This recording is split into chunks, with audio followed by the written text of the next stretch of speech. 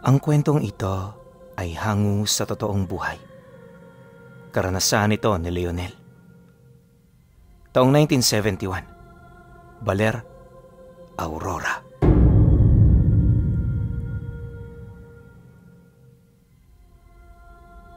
Noong mga panahong ito, isang hamak na estudyante sa kolehiyo si Leonel. Para matustusan ang pangangailangan niya sa pag-aaral, kung kani-kanino siya nagpapaampon. Di naman ito libre, gawa ng naninilbihan siya sa mga taong tumatanggap sa kanya. Hindi rin siya humihingi ng pera sa mga ito bilang pambawi sa pagkupkup nito sa kanya. Kung hindi nyo kasi naitatanong pinuno, matagal nang ulila sa totoo nitong mga magulang si Leonel. Ang lola niya ang kumupkup sa kanya noon hanggang sa pumanaw ito 3 taon bago siya makatungtong ng kolehiyo. Dahil sa pagkawala ni Lola Lia, nagdulot ito ng matinding dagok sa buhay niya. Muntik-muntikan na rin siyang hindi makapag-aral. Mabuti na lang may mga tao nagpursige para maabot ang kanyang mga pangarap sa buhay. Subalit dahil sa hindi naman kayamanan ang mga ito, hindi nagtagal ang naging suporta nito sa kanya. Ang ganoong sitwasyon ang nag-udyok sa kanya para manuluyan sa kung kani-kaninong pamilya. Awa naman ng Diyos na sa loob ng 3 taon niyang ginagawa ito, di pa siya pinagmalupitan ng mga ito. Lahat ng napasukan niya mababait, kaya naging kampante siya. Akala niya ganun palagi hanggang sa makapagtapos siya. Pero 1 taon bago sumapit ang pagtatapos ni Leonel, napadpad siya sa isang pamilya na kakaiba sa lahat ng napasukan niya. Sa totoo lang, unang silay niya pa lang sa pamilyang yon, gusto niya na roong lumayo. Ang problema, hindi ito nangyari dahil wala na siyang mapupuntahan. Kung tatalikuran naman niya ang paanyaya ng mga ito, paniguradong matutulog siya sa kalsada. Dahil dito, nagdalawang isip siya, subalit kalaunan nagdesisyon siyang tanggapin ang alok nito sa kanya. Parehas na matanda ang mag-asawa, at base sa kwento ng mga ito, nasa malalayong lugar ang mga anak nila. Hirap na sila sa mga pang-araw-araw nilang gawain kahit marami naman silang pera. Dagdag pa nito na wala silang ibang hinahangad sa mga sandaling yon kundi ang magkaroon ng katulong. Kaya nilang bayaran nito ng malaki, depende sa maibibigay nitong serbisyo. Pagtatapat pa ng matandang lalaki sa kanya, matagal na nilang nabalitaan ang tungkol sa kanya, kaya nung malaman nilang umalis na siya sa kanyang tinutuluyan dahil sa pagkalugi ng mga ito sa negosyo, nagdesisyon itong kupkupin siya. Huwag kang mag-alala, Leonel. Dahil sa pagkakataong ito, hindi ka na maghahanap ng matutuluyan mo hanggang sa ikaw ay makapagtapos. Kaya ka naming pag-aralin at ibigay ang lahat ng pangangailangan mo, basta maging mabait ka at masunurin. Wala akong ibang batas dito sa bahay. Ang sa akin lang, umuwi ka ng maaga, magpaalam ka kapag aalis ka, at huwag kang palaging sumasama sa mga kaibigan mo. Ayokong uuwi ka rito ng lagpas 6:00 dahil magagalit talaga ako dyan. Wala tayong magiging pagtatalo kung mangangako kang susunod ka sa lahat ng gusto ko. Nagkakaintindihan ba tayo, Leonel? Wika ng matandang lalaki. Sa pagpapatuloy ng kanilang pag-uusap, nakilala niyang mag-asawa. Ang pangalan ng lalaki Hasim, habang yung babae naman Aling Aurora. Mabait naman itong si Tandang Hasim pinuno, kaso lang may pagka-istrikto ito. Si Aling Aurora naman, tahimik lang pero mapagmasid. Ramdam din ni Leonel na istrikta ang matanda, base na rin sa wangis ng kanyang muka. Matapos naman niyang malaman ng lahat ng nais ng mag-asawa, agad naman siyang inabutan ng pera ni Tandang Hasim. Kunin mo ito, Leonel. Paunang bayad ko sa'yo. Bukas ka na rin magsimula, kaya sa ngayon magpahinga ka at kabisaduhin mo ang bahay. Matulog ka na rin ng maaga dahil 4:00 nagsisimula ang trabaho rito. Nang marinig naman niya ang sinabi ni Tandang Hasim, tumango lang naman siya. Maya-maya pa, wala na silang pag-uusapan. Sa halip na magtagal din sa labas, pumasok na sila sa loob para tingnan ang kanyang silid. Malawak ang bahay pinuno. May 2 itong palapag at 5 kwarto. Gawa rin sa purong kahoy ang sahig, maging ang mga dingding. May katandaan na rin ito at kung hindi siya nagkakamali, panahon pa ng Kastila ang bahay. Nabanggit naman yun sa kanya ni Tandang Hasim, kaya nakumpirma niya. Sa kanilang paglalakad sa sala, lahat ng nakita niyang muebles antigo na. Yung iba may mga takip na telang puti, halatang matagal nang hindi nagagamit. Pagdating naman nila malapit sa kusina, dito siya nito ipinasok sa kanyang silid. Akala niya maliit lang ito, pero pagsilay niya sa loob, nagulat siya sa lawak nito. May mga gamit na rin sa silid, tapos meron na rin kutsyo ng higaan. May malaki rin doong bintana, kaya kahit umaga napakaaliwalas sa loob. Hindi rin mainit, kaya unang tingin niya palang rito, di niya maipagkakailang komportable itong pamahayan. Matapos naman niya itong masilayan, nagpasalamat siya sa matanda bago ipasok ang lahat ng kanyang gamit. Unang gabi sa loob ng bahay, wala siyang napansing kakaiba. Tahimik ang paligid at wala siyang kahit na anong kaluskos na naririnig. Wala rin siyang nararamdamang kakaibang presensya, kaya nakatulog siya ng mahimbing sa buong gabi. Ang problema lang, habang tumatagal ang kanyang pananatili doon, may mga napapansin siyang kakaibang nangyayari kapag hapon. Hindi niya mawari kung namamalikmata lang ba siya o ano, pero kapag umuwi siya galing paaralan, meron siyang nakikitang 2 batang babae na naglalaro sa bintana sa 2 palapag. Mga nasa edad 5 anyos ang mga ito, tapos kapag nagkatitigan sila ng mga ito, agad itong umaalis sa bintana. Sinubukan niya itong itanong kay Tandang Hasim pero walang nasabi ukol dito ang matanda. Ang naging sagot nito sa kanya, baka nakakasilay lang siya ng mga bagay-bagay. Nang marinig naman niya ang dahilan nito, hindi niya na ito gaanong pinansin. Naisip niya kasi, baka multo ang 2 yon. Madalas kasi siyang makakita ng ganoong nilalang, magmula noong siya ay bata pa lamang. Ayon pa sa kanya, na nung nabubuhay pa ang kanyang lola Lia, palagi nitong sinasabi na mulat na ang kanyang 3 mata. May mga paalala rin yun sa kanya na hanggang sa kanyang pagtanda, hinding-hindi niya nakalimutan. Ayon kay Lola Lia, mahirap ang buhay ng mga taong may 3 mata. Sila ang madalas na pangunahing punterya ng mga taong may alam sa lihim na aral ng kaliwa. Ordinaryo na rin sa kanila ang makakita ng mga multo at engkanto, kaya huwag na siyang magtataka kung balang araw makakakita siya ng ganun. Dagdag pa nito na umiwas siya sa mga taong may madilim na presensya o hindi naman kaya'y mga pugot na ulo. Ang mga ganoong tao kasi nagtatangan ng lihim na aral ng kaliwa. Base rin sa naging karanasan ni Leonel, marami na siyang nakitang ganun at sa estado ng mag-asawang matanda, wala naman siyang napansing kakaiba. Kagaya lang ito ng mga ordinaryong tao, ngunit nagkamali siya. 1 buwan pa ang lumipas, hindi niya na nakita ang 2 bata.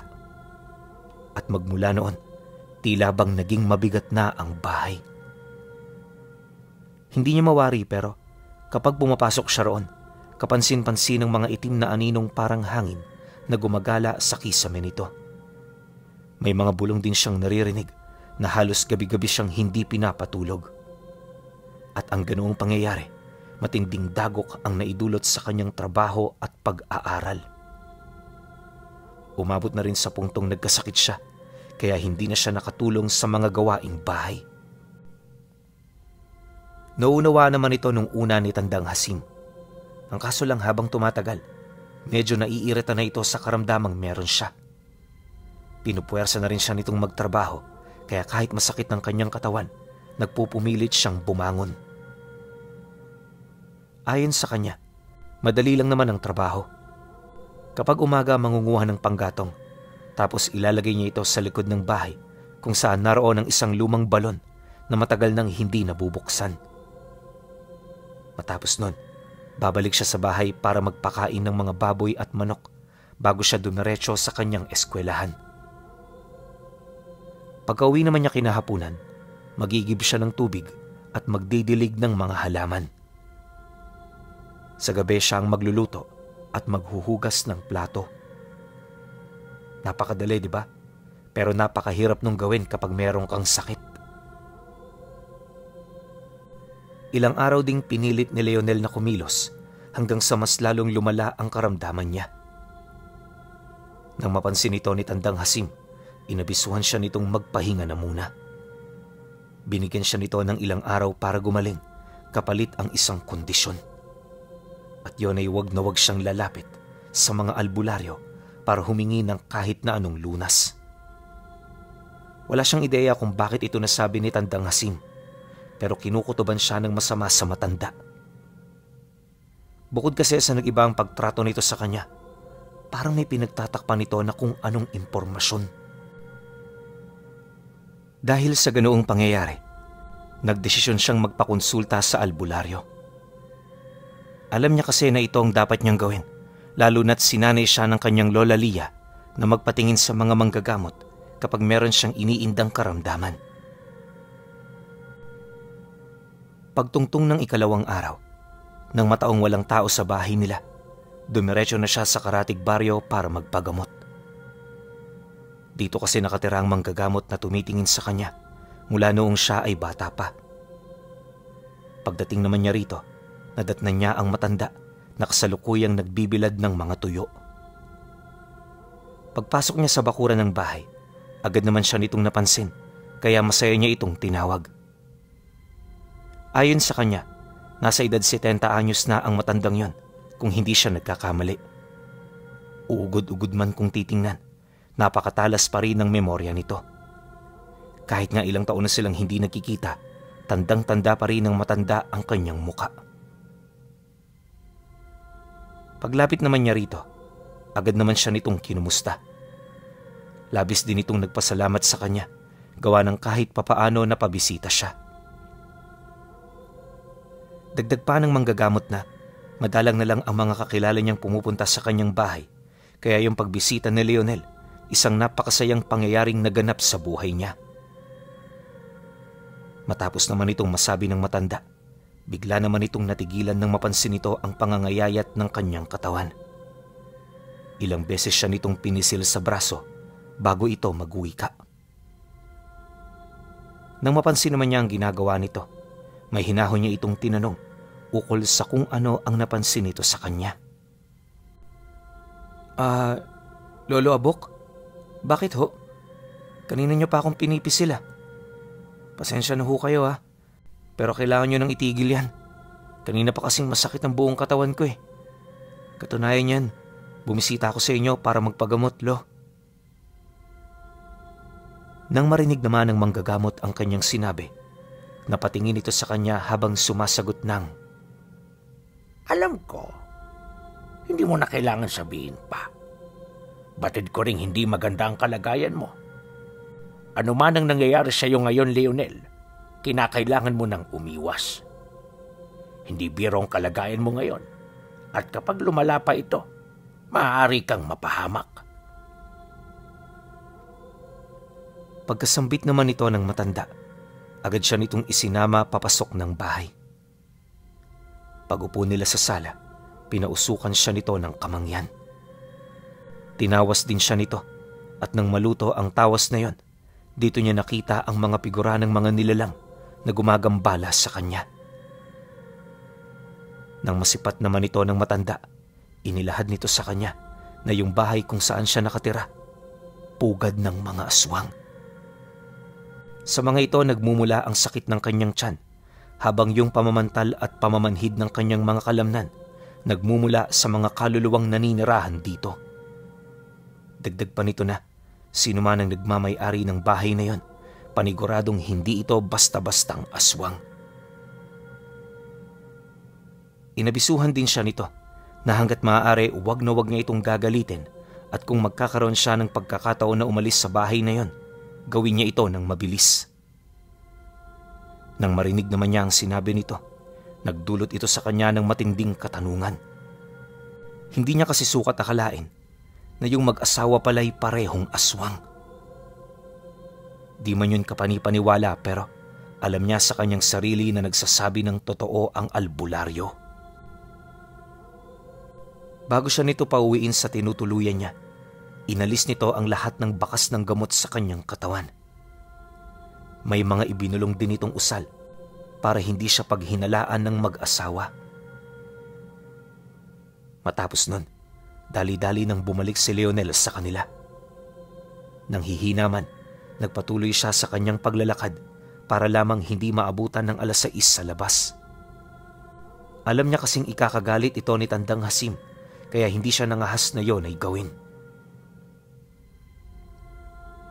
Makalipas pa ang ilang minuto, nang marating na niya ang baryo, bumili muna siya ng ilang materyales para sa kanyang proyekto. Gagamitin niya itong palusot para naman hindi siya mapagdudahan ng matanda. Matapos nun, dumiretso na siya sa kanila na animoy walang nangyari. Pagsilay naman sa kanya ni Tandang Hasim na naglalakad, agad naman siya nitong tinawag. "Oh, Leonel, halika muna. Meron lang akong iuutos sa'yo." Wika nito mula sa malayo. Nang marinig naman niya ito, dahan-dahan naman siya roong lumapit. Ipinakita niya sa matanda na may sakit pa siya para naman kahit papaano hindi siya nito biglain. Nang mapansin naman ito ng matanda, inutusan siya nitong alisin ang mga nakatambak na panggatong sa likod ng bahay. Ilalagay niya yon sa ilalim ng papag, gawa ng ramdam nitong uulan kinagabihan. Dahil sa sinabi nito, tumangulang naman siya hudyat ng pagsang-ayon. Maya-maya pa, nang wala na silang mapag-uusapan, agad siyang umalis bitbit ang kanyang gamit. Ilang minuto lang din siyang nagtagal sa loob ng bahay bago siya lumabas, bitbit ang ilang sakong ipinadala ng asawa nito. Pagdating naman niya sa likod, nagpahinga lang siya saglit bago niya inumpisahan ang kanyang trabaho. Alam niya nga bala ang mag-asawa, kaya hindi naman niya gaanong binilisan ang kanyang ginagawa. Naniniwala rin siyang walang problema sa mga ito kung aabutan siya roon ng 6:00, lalo pat meron naman itong ipinag-utos sa kanya. Kalahating oras pa ang dumaan, nakakadalawang sako pa lamang siya. Bagaman gatumpok pa noon ang mga panggatong na isinilig niya, hindi siya nagmadali. Wala rin naging paramdam sa kanya ang mag-asawa, kaya ipinagpatuloy niya ang kanyang ginagawa. Maya-maya pa, nang dumilim na sa paligid, bumalik siya sa loob ng bahay para kumuha ng sulo.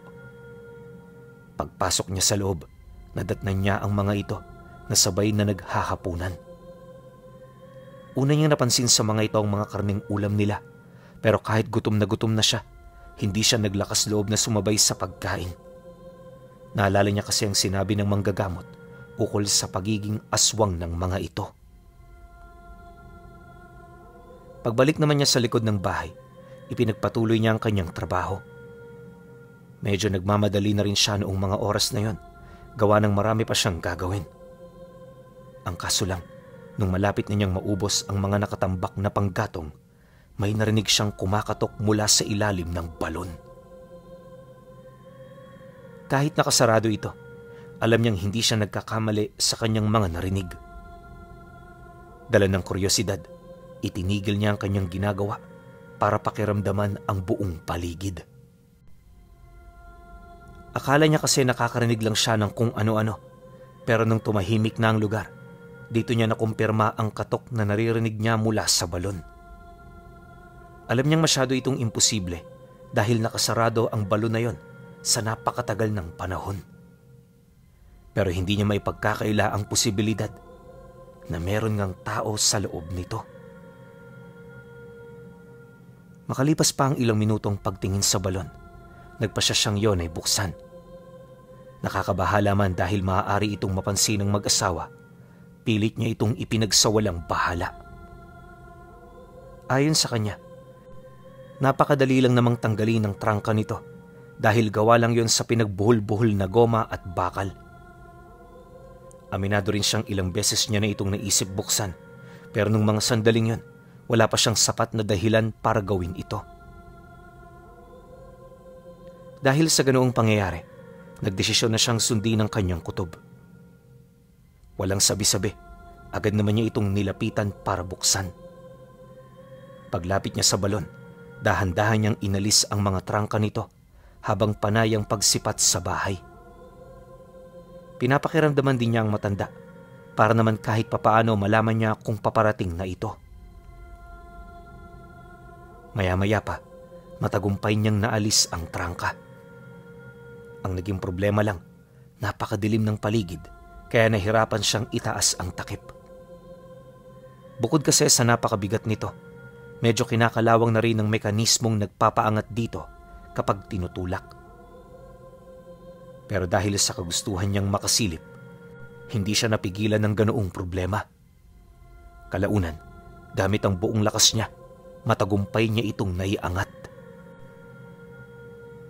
Wala pa man siyang nakikita sa ilalim ng balon. Sumalubong na sa kanya ang napakabahong amoy.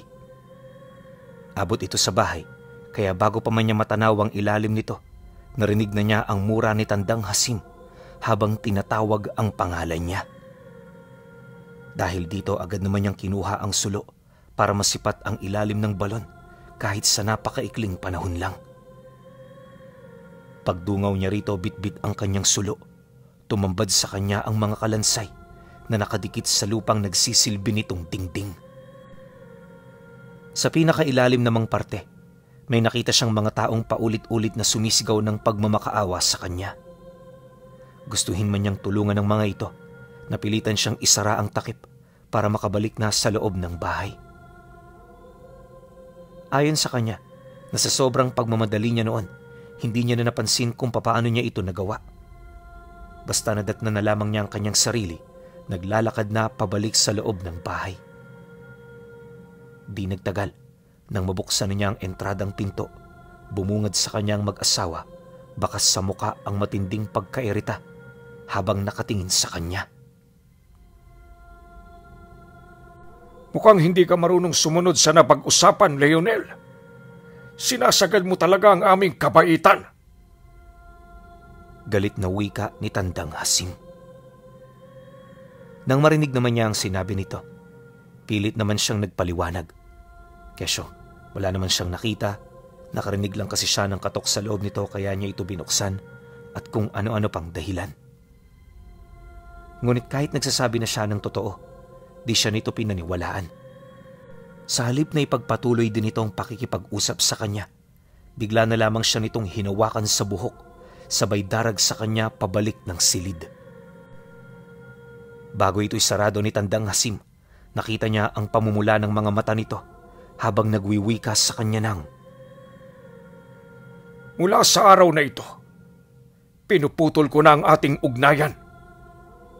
Ikaw, Leonel, wala kang pinagkaiba sa aming mga pagkain at kagaya nila, sasapitin mong mapait na katapusan." Matapos naman itong makapagsalita, padabog nitong isinarado ang pinto. Bago umalis ang matanda, narinig niya itong tinatrangka nito ang pinto gamit ang mga kadena at bakal. Maya-maya pa, narinig niya itong nag-usal at sa isang kisap mata, nawala ang malaking bintana na nasa uluhan ng higaan niya. Kagulat-gulat man ito kung iisipin, hindi na siya nagtangka dahil kung totoo ngang aswang ang mag-asawa, walang imposible sa mga ito. Pagsapit naman ng gabi, wala na siyang ibang narinig maliban sa mga sigaw ng tao sa buong paligid. Lahat ng sigaw na kanyang naririnig, parang kinakatay habang humihingi ng tulong. Sigaw ng sigaw din ng mga ito, bago ito malagutan ng hininga. Pagkatapos nakakarinig siya ng pagtadtad sa sangkalan habang umaangil ang mag-asawa. Bigla rin noon nag-iba ang amoy sa loob ng bahay, kaya sa mga unang gabi, para na talaga siyang nasasakal. Akala niya madali lang siya roong makakatakas, Pero pagkalipas ng 1 linggo, wala pa rin nangyari sa kanya. Gabi lang din siya pinapakain ng mag-asawa at magmula noong naipasok siya sa silid, hindi niya na nakita pa ang kahit kakapiranggot na sikat ng araw. Napakahirap mabuhay sa ganoong sitwasyon, pero habang tumatagal, unti-unting nasasanay ang kanyang mga mata. Natuto na rin siyang kumain ng tira-tirang karne ng tao para lamang magkaroon ng lakas at makaligtas. Dahil sa ganoong pangyayari, nawawala na ang kanyang pag-asa na makakatakas dito ng buhay. Nakakabahala man ito pero pinipilit na lamang niyang tanggapin ang lahat ng bagay. Minsan nga, nakakaisip na siya noong magpakamatay, ngunit may kung anong pumipigil sa kanya. Kung wala na talaga akong magagawa para baguhin ito, napakapait naman ng tadhana ko. Palaging sambit noon ni Leonel habang maluha-luha. Ayon sa kanya, nagtagal siya roon ng humigit 3 buwan. At sa bawat araw na dumaraan, para na siyang masisiraan ng bait. Pati pader noon kinakausap na niya, maibsan lamang ang pait na nararamdaman niya. Dagdag pa niya na sa 1 araw na dumaraan, pakiramdam niya 1 taon na ang lumilipas. Napakatagal ng pag-usad ng araw sa loob ng silid. Gawa ng palagi niya itong hinihintay. Akala niya doon na rin siya mamamatay pero dumating ang 1 araw na nagkaroon ng milagro. At nangyari ito noong nakakuha ang mag-asawa ng isang pamilyang papatayin sana nila bilang selebrasyon sa nalalapit na kaarawan ni Aling Aurora. Abalang-abala noon si Tandang Hasim, kaya nung mapagtanto niya ito, agad naman siyang kumilos. Nasisiguro niya sa entradang pinto lang siya makakatakas, kaya ito ang pinagtuunan niya ng pansin. Mabuti na lang talaga may kalumaan na ang bahay, kaya yung mga kahoy na ginamit doon, hindi na gaanong katibayan. Maswerte na lamang itong si Leonel at nagawa niyang maitago ang 16 na pako na ginamit niya sa pagbukas ng balon. Ito ang nagsilbi niyang susi para makagawa ng uka sa mismong pinto. Inabot siya ng 1:00 ng madaling araw kakabutas bago niya nagawang mailabas doon ang halos butot balat niyang kamay. Nang may sakatuparan na niya ito, agad naman niyang kinalag ang mga nakataling kadena. Hindi ito naging madali sa kanya at sa katunayan nabalian pa siya ng kamay bago niya ito maialis sa trangka. Pagkatapos dahan-dahan niyang ibinaba sa sahig ang kadenang nakuha niya, sabay tulak ng bahagya sa pinto. Nangakmang mabubuksan niya na ito, napansin niyang meron pa palang isang trangka. Kahit napakadilim at nakakarinig siya ng mga nakakatakot na ingay, hindi siya nagpasindak para hindi masira ang kanyang balak. Patuloy niya pa rin itong hinawi ng hinawi hanggang sa tuluyan niya na itong mabuksan. Pagsilay naman niya sa pasilyong nagdurugtong patungong sala, dito niya nasipat ang sulo na naroon sa may bandang kusina.